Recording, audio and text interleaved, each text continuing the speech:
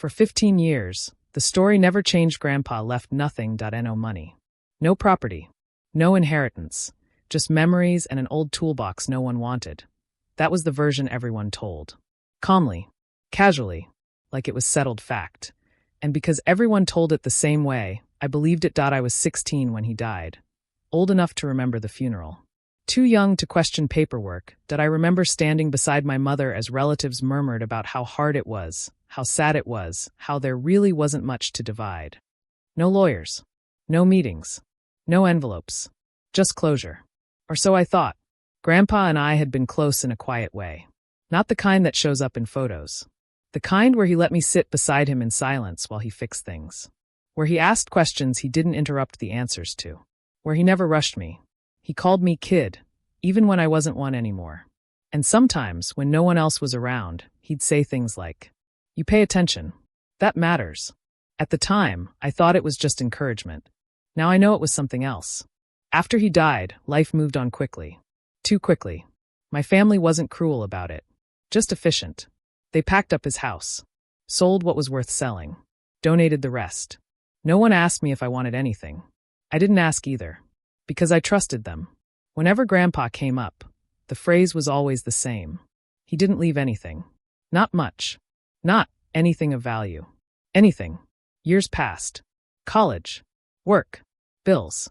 Every now and then, someone would mention how unfortunate it was that Grandpa hadn't planned better. He was old-fashioned. He didn't trust banks. He didn't have much. The story hardened with time. Repetition made it real. I never questioned it. Why would I? The people telling it had been there. They handled the estate. They were older. They knew better. The call came on a Wednesday. An unfamiliar number. I almost let it go to voicemail. "Hello, this is First Continental Bank," the woman said. "May I speak with?" She said my full name, including my middle name, the one no one uses. I almost corrected her. Then she continued.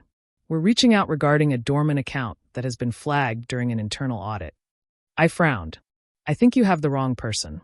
There was a pause. "No," she said carefully. "We don't." She asked about my grandfather. Used his full name. Confirmed his date of birth. Date of death. My throat tightened. "There appears to be an account," she said. "That was never claimed." I laughed softly. "That's impossible." There was silence on the line. Then she said the number. $540,000. I didn't respond. Couldn't. My first thought wasn't excitement. It was confusion. Because for 15 years, everyone agreed on one thing. Grandpa left nothing. And someone had been lying. I didn't tell anyone about the call. Not my mother. Not my siblings. Not even my spouse. I told myself it was probably a mistake. A clerical error. Someone else with the same name. That would make sense. Lies on that scale don't survive 15 years. Do they? The bank sent documents. Certified. Old. Yellowed at the edges. Signature cards. Beneficiary forms. My name appeared once. Then again. Then unmistakably. The account had been opened 2 years before Grandpa died. It had sat untouched ever since. No withdrawals. No transfers. No activity. Just silence. The beneficiary designation was clear. Primary me. No contingencies. No secondary names. I stared at the page until my eyes burned. Because this wasn't an oversight. This was intentional. I started asking questions. Quiet ones. Not to my family. To records offices. Archives. Anyone who could confirm timelines. The executor of the estate had filed minimal paperwork. Enough to close things quickly.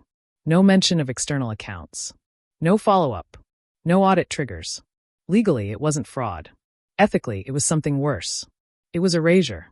The bank representative was cautious when I asked why no one had contacted me sooner. The account wasn't technically lost, she explained. It was dormant. It only surfaced because of a system change. I nodded. My hands were shaking. Was anyone else aware of this account? I asked. She paused. Yes, she said. At least one other party was listed as having knowledge of it. I swallowed. Who? I can't disclose names, she said gently. But the file indicates acknowledgement at the time of estate settlement. That night, I sat alone with the documents spread across the table. 15 years of casual conversations replayed in my head. The dismissive comments. The certainty. The ease with which they'd said it. He left nothing. Someone had known, and decided I didn't need to. I thought about confronting them immediately, demanding answers, watching faces change. I didn't, because I wanted to be sure. Not emotionally. Legally. The money was real. Untouched. Waiting. In my name. The next step was verification. Identity confirmation. A final review. The bank scheduled an appointment. In person. As I hung up the phone, one thought settled heavy in my chest. This wasn't about money. Not anymore. This was about 15 years of silence everyone assumed I'd accept. The bank branch was quiet. Polished. Impersonal. The kind of place where secrets sit behind frosted glass and polite smiles. The man across from me slid the folder forward. "We've confirmed everything," he said. "The funds are yours." Just like that. No drama. No apology. No explanation for the delay. He hesitated before adding, "There's also a letter." My heart stuttered. "A letter?" He nodded and opened the folder again. This was attached to the account. "It's addressed to you." The handwriting was unmistakable. Careful. Blocky. Familiar. I didn't read it there. I couldn't. I folded it carefully and placed it in my bag. Because I already knew, somehow, what it would say. At home, I sat at the table Grandpa used to fix things on. I opened the letter. "Kid, if you're reading this, it means I was right about a few things." My throat closed. He wrote about family. About how money makes people strange. About how he'd seen entitlement grow quietly over years. I didn't want arguments. I didn't want lawyers. I wanted peace. So I made a choice. He explained the account. Why it was separate. Why it was quiet. Why it was only in my name. You don't rush. You don't brag. You don't assume what isn't yours. That matters. By the time I finished reading, my hands were shaking. Not with anger. With recognition. Grandpa hadn't forgotten me. He had protected me. I realized then that my family hadn't just hidden money. They had rewritten history.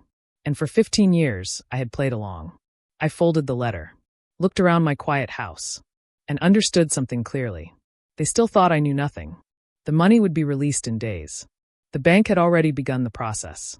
And for the first time, I didn't feel rushed to tell anyone. Because the truth was coming. Whether they were ready or not. I didn't confront anyone right away. Not because I was afraid. Because I wanted to see how deep the lie went. I started casually. Mentioned Grandpa in conversation. Asked small, harmless questions. Do you remember where he banked? Did he ever talk about savings? Did he have paperwork anywhere? The answers were immediate. Confident. Identical. No, he didn't trust banks. There was nothing. No hesitation. No uncertainty. Like they'd rehearsed it. What surprised me wasn't that they lied. It was how comfortable they were doing it. One relative even laughed. He barely had enough for himself, they said. You know that. I nodded. Smiled. Said nothing. The bank confirmed the transfer date. Funds would be fully accessible within the week. No legal obstacles. No competing claims. Just mine. I watched my family closely after that. The subtle hierarchies. Who deferred to whom? Who made decisions? Who benefited from handling things? I realized something unsettling. The lie wasn't just about money. It was about authority. They had decided long ago who got to know things. And I wasn't on that list. The first crack came when someone mentioned estate planning at dinner. A passing comment. Good thing Grandpa didn't leave anything complicated. I set my fork down.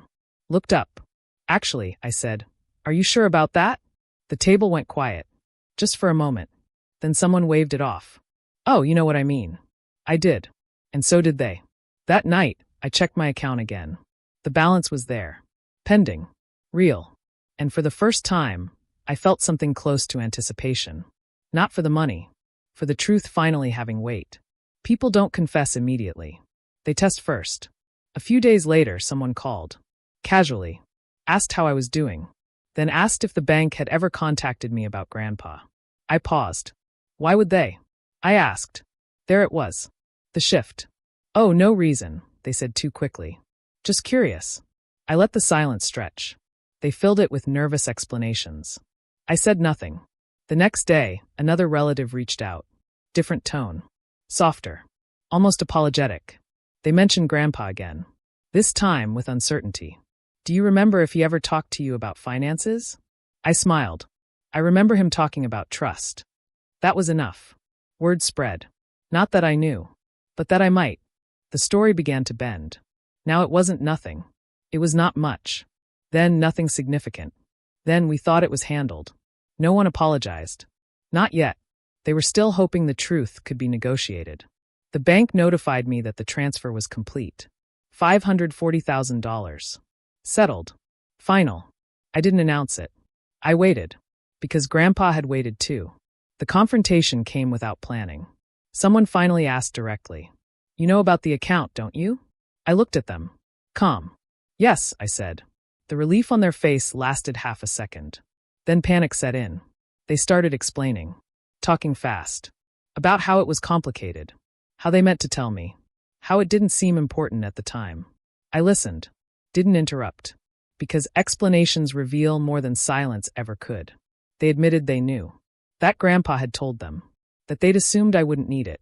That it would be better handled centrally. You were young, they said. We didn't think. You didn't think I mattered, I replied. That stopped them. They tried one last angle. Family unity. Shared history. Fairness. I pulled out the letter. Didn't hand it over. Just quoted one line. You don't assume what isn't yours. They went quiet. Because they knew. Grandpa had seen them clearly. The money changed things. But not the way they feared. It didn't make me loud. Or reckless. Or cruel. It gave me distance. Clarity. Choice. My family still exists. But the hierarchy doesn't. They don't speak for me anymore.